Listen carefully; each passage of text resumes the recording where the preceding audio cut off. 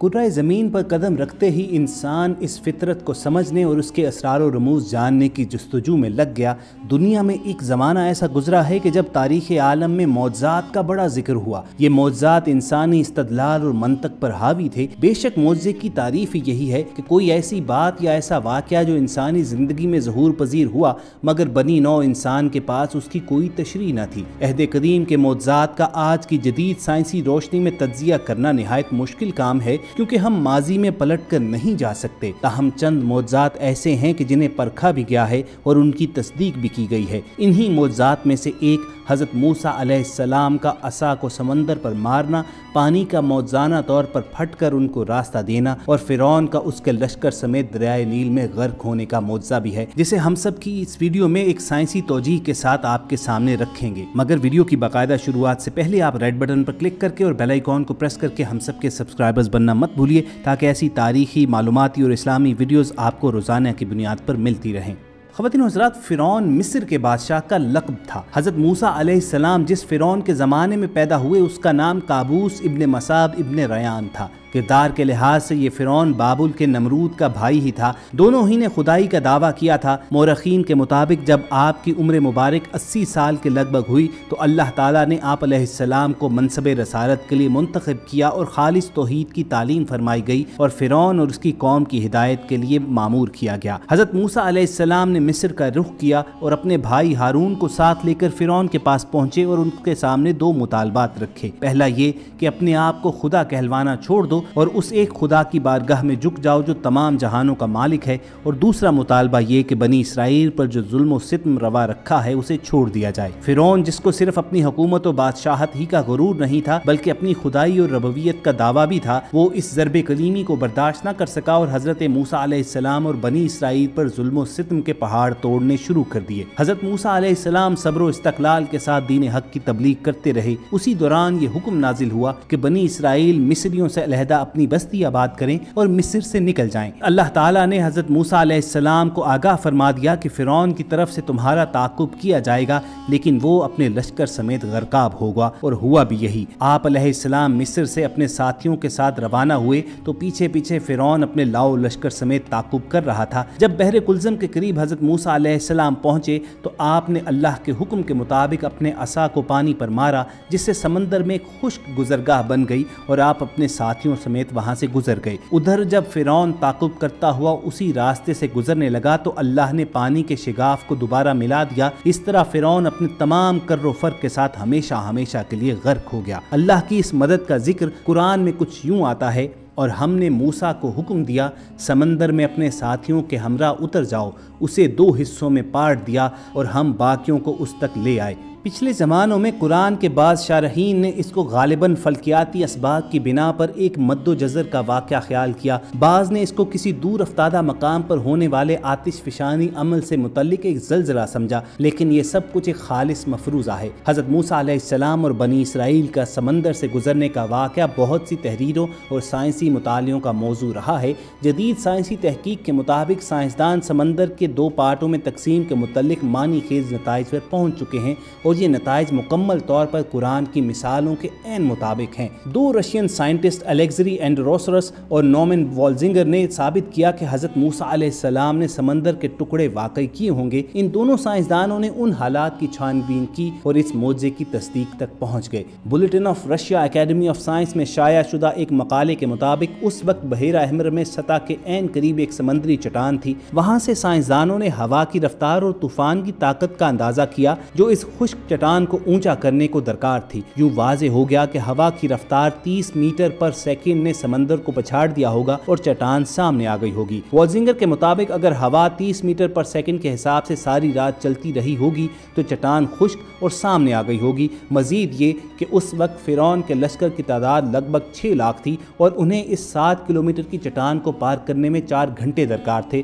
جبکہ پانی نے آدھے گھنٹے میں واپس آ جانا تھا۔ اس معجزے کو سائنس کے قوانین کی روشنی میں بھی جانچا گیا تو سائنسدان اس نتیجے پر پہنچے کہ ہم مانتے ہیں کہ خدا فزکس کے قوانین کے ذریعے زمین پر حکومت کر رہا ہے، لہٰذا اس بات کو فراموش نہیں کرنا چاہیے کہ خدا جب چاہے کیسے بھی حالات پیدا کر سکتا ہے۔ یہاں معجزانہ پہلو یہ ہے کہ یہ سب واقعات یعنی ہوا کی رفتار، वक्त और जगह सब हज़रत मूसा अलैहिस्सलाम के गिरोह के पहुँचने पर ही रूनुमा हुए। पानी का सुकड़ना और फ़िरौन के लश्कर के समंदर पार करने पर पानी का वापस आ जाना इस बात की वाज़ेह मिसाल है कि ये वाक़या सरासर मौजज़ा है। ये साइंसी मज़हर कुदरत जिसका जिक्र कुरान में आया है, इसकी तस्दीक जदीद साइंस ने भी कर दी है। समंदर के हज़रत मूसा अलैहिस्सलाम को रास्ता देने के मौजज़े के हवाले से हाल ही में होने वाली तहकीक के मुताबिक बहरी साइंस के माहिरीन इस बात की तौसीक करते हैं कि इंतहाई तेज़ रफ्तार हवाएं इतनी ताकत रखती हैं कि दरिया या समंदर के किसी मखसूस हिस्से से पानी को उड़ाकर उस जगह को बिल्कुल खुश्क बना दें और ये जगह दरिया के किसी भी हिस्से में हो सकती है। माहिरीन को इस तहकीक की सनद उस वक्त मिली जब तारीखी मौसमियाती रिकॉर्ड के मुताबिक सन 1882 में ऐसे ही एक तूफ़ान ने दरियाए नील को एक बार फिर दो हिस्सों में तकसीम किया था और बीच में एक खुश्क रास्ता उभर आया था। तूफ़ान की शिद्दत कम होने के बाद पानी वापस अपनी जगह पर आ गया था और ऐसा ही एक और वाक़या चंद बरस कबल जज़ायर कैरेबियन में भी देखने में आया, जब अरमा नामी तूफ़ान ने जज़ायर कैरेबियन में बहामास के इलाके में मौजूद समंदर बिल्कुल खुश्क कर दिया था और समंदर की तह एक रास्ते की सूरत नमूदार हुई।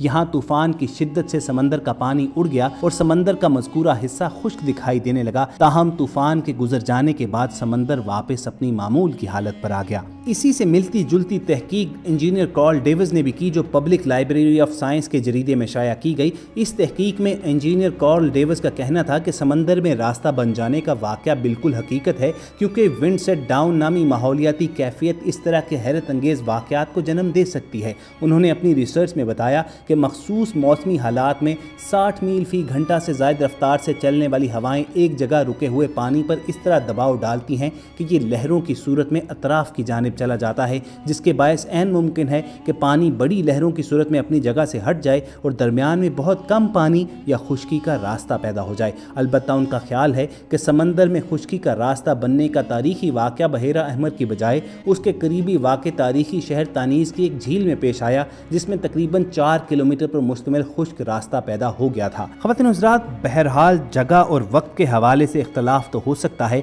लेकिन ये तमाम साइंसी शवाहिद और इन तमाम साइंसदानों की रिसर्चेस ये साबित करती हैं कि वो कुरान करीम में बयान करदा हज़रत मूसा अलैहिस्सलाम के मुअज़्ज़े को मानते हैं और कुरान करीम की हक़ानियत का इतराफ़ कर रहे हैं। कुछ अर्सा कबल तक साइंसदान इसे महज अफसाना ही समझते रहे, अलबत्ता हाल ही में माहिरीन आसार कदीमा और मुहक्किकीन ने समंदर की तह में कुछ ऐसे शवाहिद दरियाफ्त किए कि मगरिब के नामवर साइंसदान भी इस वाक़े को हकीकत मानने पर मजबूर हुए। स्वीडन के साइंसदान डॉक्टर रेनार्ड मोलर तहकीककारों की एक टीम को लेकर बहेरा अहमर के सफ़र पर रवाना हुए थे। डॉक्टर मोलर की टीम ने मिस्र के साहिल पर एक मखसूस मकाम से समंदर की तह में कदीम आसार की तलाश का सिलसिला शुरू किया और वो तमाम हैरतनाक शवाहिद अपनी आंखों से देखे जो कदीम मुअज़्ज़े की गवाही आज भी दे रहे हैं। इस रिपोर्ट के मुताबिक समंदर की तह में आज भी टूटे फूटे रथ बिखरे पड़े हैं, जिनके पहिए सोने के हैं और उसके आसपास हज़ारों साल पुरानी तलवारें और दीगर कदीम हथियार भी बिखरे पड़े हैं। जहां कदीम दौर के रथ और हथियार मिले, वहीं इंसानों और घोड़ों की हड्डियां भी बड़ी तादाद में इकट्ठी मिली। डॉक्टर मोलर का कहना है कि इन अशिया का इसके सिवा क्या मतलब हो सकता है कि ये फ़िरौन के फ़ौज के रथ हैं और हड्डियां फ़िरौन के फ़ौजियों और उनके घोड़ों की हैं। उन्होंने इस मौजू पर एक किताब भी लिखी जिसका नाम द एक्सोडस केस है। डॉक्टर मोलर की इस तहकीक से पहले की गई मशहूर माहिर आसार कदीमा डॉक्टर रॉन वाइट की तहकीक पर भी मोहर तस्दीक सब्त होती है। डॉक्टर रॉन वाइट का कहना था कि उन्होंने फ़िरौनी फ़ौज के रथों और असलहे की समंदर की तह में पड़ी वाक़यात को खुद देखा था और इसके तस्वीरी शवाहिद भी इकट्ठे किए थे। तो चाहे कोई गैर मुस्लिम हो, अगर वो अपने तासुबात की ऐनक उतार कर कुरान करीम में बयान करदा इस मुअज़्ज़े का मुतालिया करे तो वो इस हकीकत को मानने पर मजबूर हो जाएगा कि अल्लाह ताला का फरमान बिल्कुल हक और सच है। अल्लाह ने हज़रत मूसा अलैहिस्सलाम को हुक्म दिया कि अपना असा पानी पर मारो। चुनाचे जब हज़रत मूसा अलैहिस्सलाम ने बहेरा कुलज़म के पानी पर अपनी लाठी मारी तो उसमें से रास्ता बन गया और हज़रत मूसा अलैहिस्सलाम बनी इसराइल के साथ बड़े आराम से बहेरा कुलज़म से पार हो गए। ये देखकर फ़िरौन ने अपनी फ़ौज को हुक्म दिया कि तुम भी इसी रास्ते से बहेरा कुलज़म को पार कर जाओ। लेकिन जब फ़िरौन और उसकी सारी फ़ौज दरमियान में आ गई तो अल्लाह के हुक्म से पानी दोबारा अपनी असली हालत पर आ गया और फ़िरौन अपनी फ़ौज समेत गर्क हो गया। जब फ़िरौन गर्क होने लगा لگا تو اس نے پکارا کہ میں موسیٰ کے خدا پر ایمان لاتا ہوں، لیکن یہ بعد از وقت تھا اور مصری ایسے کئی وعدے پہلے بھی کر چکے تھے۔ فرعون کی پکار پر اللہ نے فرمایا کہ آج کے دن ہم تیرے جسم کو ان لوگوں کے لیے جو تیرے بعد آنے والے ہیں نجات دیں گے کہ وہ عبرت کا نشان بنے۔ چنانچہ ہزاروں سال کے بعد فرعون کی لاش دریافت ہوئی اور اب وہ مصر کے عجائب خانہ میں موجود ہے اور لوگوں کے لیے عبرت کا سامان ہے۔ تو خواتین و حضرات، یہ تھی حضرت موسیٰ علیہ السلام کے اس معجزہ کی تفصیل اور سائنسی توجیحات جو ہم سب نے آپ کے سامنے رکھ دی۔ امید کرتے ہیں کہ آپ کو ہماری یہ کاوش پسند آئی ہوگی۔ اظہار پسندیدگی کا بہترین طریقہ ہے کہ آپ اسے لائک کر کے فیس بک اور واٹس ایپ کے ذریعے دوسرے لوگوں کے ساتھ شیئر کیجیے، اور ایسی ہی ویڈیوز فیوچر میں حاصل کرنے کے لیے ریڈ بٹن پر کلک کر کے اور بیل آئیکن کو پریس کر کے ہم سب کے سبسکرائبرز بن جائیے۔ بہت جلد دوبارہ ملاقات ہوگی۔ اپنا اور ارد گرد کے لوگوں کا خیال رکھیے اور ہم سب کے ساتھ جڑے رہیے۔